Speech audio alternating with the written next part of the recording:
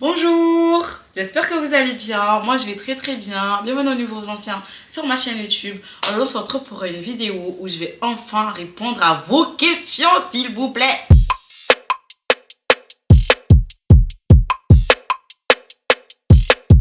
Pour ceux qui me suivent sur Instagram, que d'ailleurs je vous invite à le faire, ceux qui ne me suivent pas, j'avais posé là-bas une boîte à questions. Je vous ai dit de mettre toutes vos questions concernant tout ce qui est business, tout ça. À chaque fois j'avais des questions comme ça, je répondais par-ci, par-là, par-ci, par-là. Du coup je me suis dit, bah non, je vais en faire une vidéo, comme ça serait plus simple pour tout le monde. On va tous s'y trouver. Et du coup j'avais mis, et en fait, une période déjà, je savais même pas si ça allait revenir ou pas sur YouTube et tout, mais je prépare quand même le terrain, je prépare mes vidéos, mes idées et tout. Donc voilà, aujourd'hui je vais la tourner enfin en question. Du coup, j'ai pris 10 questions qui retournaient le plus souvent. Je les ai notées et je les ai reformulées. J'ai aussi noté quelques réponses, mais je me connais quand je vais commencer à blatter, je vais oublier les réponses que j'ai notées, je vais répondre comme ça. Du coup, aujourd'hui, je vais faire la vidéo avec Panda. Il est avec moi pour accompagner, parler avec vous. J'ai mis plus d'oreilles ici, comme ça je peux caler ma tête tranquillement et répondre à toutes vos questions, guys. Tout. Et vous me connaissez sans langue de bois, je vais tout dire. Alors, comme vous avez déjà suivi, j'ai déjà fait une story time sur l'harcèlement que je subis au travail quand j'étais salariée. Et du coup, en fait, ça m'a vraiment poussée à vite réaliser mon projet. Mais le projet, je l'avais depuis longtemps parce que moi, j'ai toujours voulu avoir un impact positif. J'ai toujours voulu m'en sortir de moi-même, être à mon compte. Et ce qui m'a inspiré le plus, c'est l'environnement où j'étais, où je travaillais. J'aimais vraiment le mood là, j'aimais... Et je voulais surtout répondre à ce besoin-là. En tant que noire et en tant que personne qui n'avons pas grandi ici, où on n'a pas nos racines ici en France, il y a des produits locaux qu'on mange dans nos pays d'origine et qu'on ne trouve pas ici. Du coup, pour moi, c'était indispensable que je puisse satisfaire ce besoin. Il est minime, mais pour moi, il est tellement représentant. Et aussi le fait que je faisais quand même des petits business à côté. J'avais des sites internet où je vendais des petits produits. Et à chaque fois, quand j'étais un objectif, je me disais, si j'atteins cet objectif-là, je ferai un truc encore plus grand. Et c'est comme ça qu'au final, j'ai fait mon truc. Mais vraiment, moi, je pense qu'il m'a poussé à vite le faire, c'est l'harcèlement. Je dirais déjà, les gens ils croient pas en toi au début, mais c'était pas des professionnels, mais des gens qui m'entouraient, où je parlais de mon projet. On me disait que j'arrête de rêver, quoi, que j'allais faire le ménage comme tout le monde qui est ici, quoi, et je me casse pas la tête, tu vois. Ça aussi, parce que les gens ils croient pas trop en eux, et je pense que le fait qu'ils croient pas en eux, ils transfèrent ça. Donc c'est vraiment important aussi de s'entourer de bonnes personnes parce que franchement moi ça a vraiment joué, hein, je vous dis la vérité. Le fait que j'étais étudiante, c'était vraiment compliqué dans le sens où j'avais un séjour étudiant et j'ai su par la suite que à cause de mon séjour étudiant je ne pouvais pas ouvrir. Du coup ça m'a vraiment retardée et ça m'a créé beaucoup de problèmes. Et parmi aussi un défi que j'ai dû relever, en fait il n'y a pas d'accompagnement post-voyage quand tu viens des Comores et quand tu es Campus France et que tu viens ici. Il n'y a pas cet accompagnement de savoir, ok, t'es l'étudiant, maintenant elle est devenue quoi, ou bien si toi t'as l'envie comme moi de faire le truc, du moins moi je connais pas les trucs aux Comores où j'aurais pu aller toquer et leur dire, écoutez je suis venue pour les études, là j'ai fini, je veux faire ça.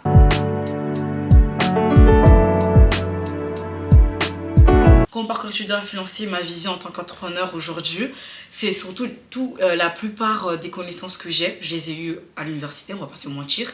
Sachant que j'ai fait Sciences Éco et du droit, personne ne viendrait maintenant s'asseoir sur mes droits et qu'en mode je ne saurais pas déjà, impossible. Et personne viendrait m'imposer quoi que ce soit qu'il ne faut pas. Et surtout, niveau comptabilité, je comprends vraiment. Avec mon comptable, on discute, on dirait on est des amis. Je comprends les mots techniques. Niveau finance, niveau gestion budgétaire, c'est des trucs que j'ai appris dans ma filière, que maintenant ça me sert tous les jours.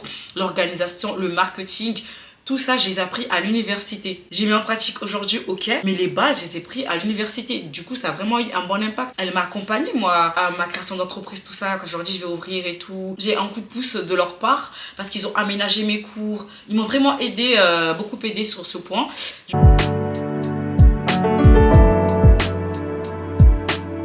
Je dirais les valeurs et leçons puisées des Comores juste dans mon entreprise ou bien de ma façon d'agir actuellement. je serais le fait que, on dirait aux Comores, on est tous commerçants. Tout le monde fait du petit commerce pour s'en sortir. On a ce petit côté commerçant. Ça m'aide vraiment maintenant.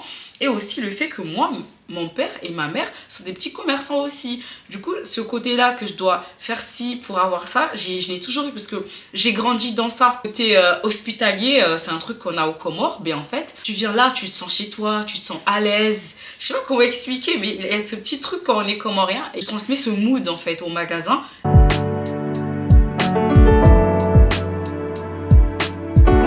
Comment j'ai réussi à concilier mes études et la création, comme j'ai expliqué précédemment dans l'autre question. Au début, quand j'ai dit que j'ouvrirais tout, j'ai eu des aménagements parce qu'il fallait que je travaille 2 fois plus pour avoir le financement. Du coup, j'ai eu des aménagements au niveau de l'université et à la fin, j'ai dû faire un choix. Soit je continue les études, soit j'ouvrais et j'ai décidé d'ouvrir, chose que je ne regrette pas aujourd'hui.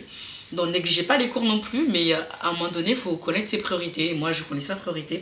Mais au début, les 2 dernières années avant l'ouverture, c'était vraiment compliqué. J'allais en cours, ensuite aller au rendez-vous de prévisionnel, aller au rendez-vous pour les locaux, aller au rendez-vous pour la marchandise, tout ça là, j'ai fait en même temps qu'être à la fac en fait. Enfin, il faut vraiment être organisé. Ah là là là, je vous dis...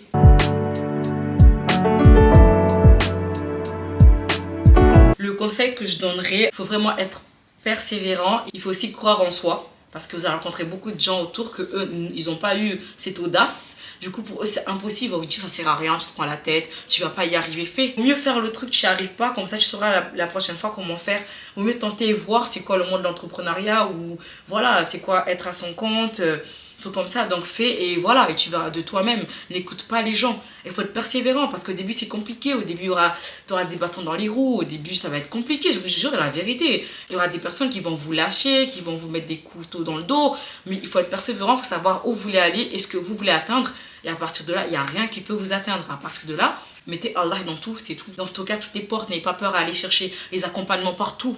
En plus, la question du séjour, là, qu'il fallait changer et tout, ça veut dire que j'avais pas toqué toutes les portes comme il fallait. Parce que sinon, j'aurais su avant. Mais je l'ai su après et ça m'a créé beaucoup de problèmes. Donc voilà.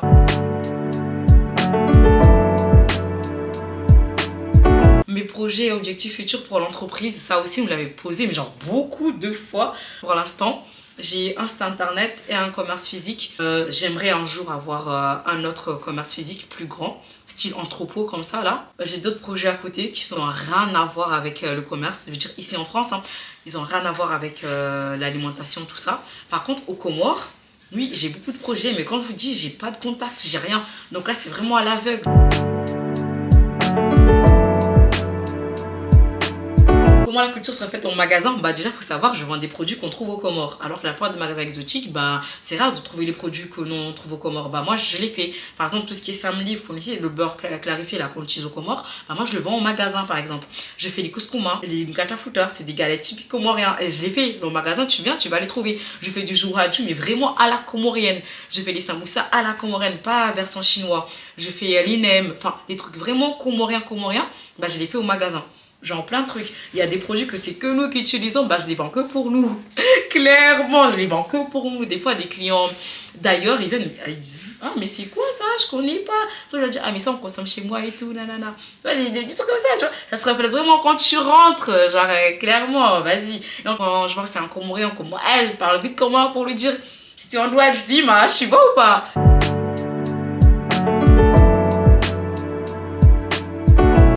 Moi, côté ressources, j'ai travaillé dur pour réunir tout le financement qu'il fallait.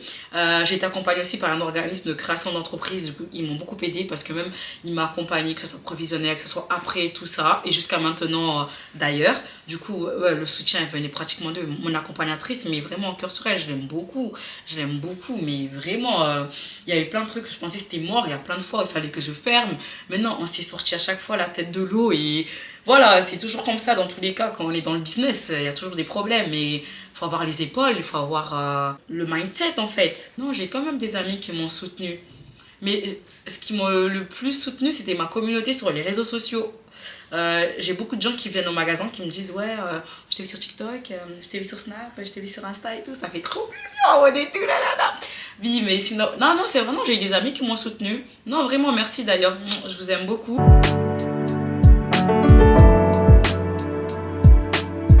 Le changement positif que je compte apporter à mon pays, aux Comores. C'est surtout aux jeunes femmes que je m'adresse là, le discours là, qu'on n'est pas obligé en fait de se marier pour changer son statut quand on a fait les études. On peut entreprendre, on peut changer de statut via le travail et plein de trucs. Ça c'est très important, je tenais à le signaler. J'espère que j'ai servi d'exemple à beaucoup de personnes qui ne sont pas retrouvées dans le salariat et qui ne se sont pas dit ah bah je peux entreprendre, je peux faire quelque chose d'autre en fait, tu vois. Je crée de l'emploi, je vais soutenir ma communauté en créant de l'emploi, en prenant les stages à des personnes que d'habitude ils sont pas pris en stage. On va pas se mentir, en France il y a beaucoup de discrimination. J'essaie de consommer local au niveau de mon magasin, que ça soit local ici en France où j'habite et local en vendant des productions issues des Comores. Donc voilà, déjà ça devient international du coup parce qu'il y a 2 pays en jeu, sans parler que mes trucs exotiques ils viennent de partout en fait. Les gens qui veulent se lancer, j'ai une entreprise à côté où j'accompagne au niveau de ta création, au niveau de ta stratégie et plein d'autres trucs. Ça c'est autre chose. Voilà, du coup j'accompagne comme je peux. J'espère que cela va vous aider en fait les gars. Du coup voilà, je pense que j'ai répondu aux 10 questions qui étaient les plus répétitives. Je vous fais des gros bisous. Je vous invite qu'on se retrouve dans une prochaine vidéo. Je vous invite à venir me suivre sur mes autres réseaux sociaux, que ce soit Instagram, que ce soit Snapchat, que ce soit TikTok, etc. N'hésitez pas, si vous voulez m'envoyer des messages et tout, je suis vraiment là. Il n'y a pas de chichi. Je fais pas la meuf. De toute façon, je suis personne de faire la meuf. Donc voilà, je fais des gros bisous et à la prochaine.